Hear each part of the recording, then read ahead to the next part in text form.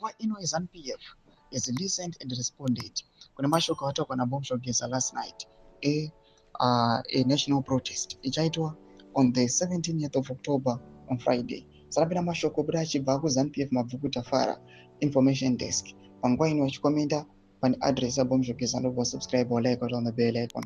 Timina paindo yavo mudanyira chiti I've listened to Comrade Geza's speech today. It was fertile and devoid of substance. Zimbabwe is a peaceful nation, being led under sound governance.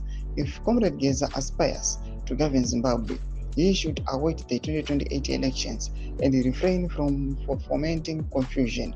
The Second Republic is diligently pursuing its mandate step by step to transform Zimbabwe into an upper middle income economy by 2030. Comrade Geza has no credible narrative to offer. We should not lend him our attention.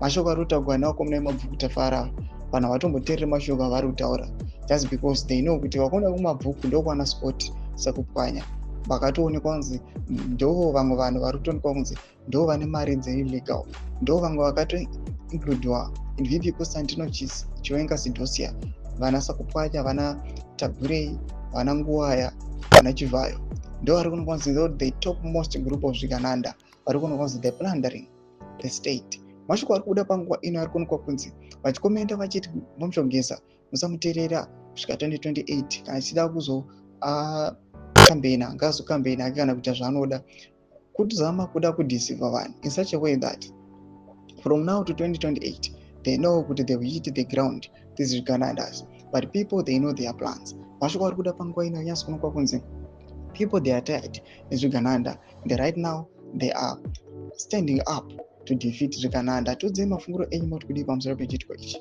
Ndakuma section medu muzamafunguro enyu, so subscribe or like, chita on the bell icon.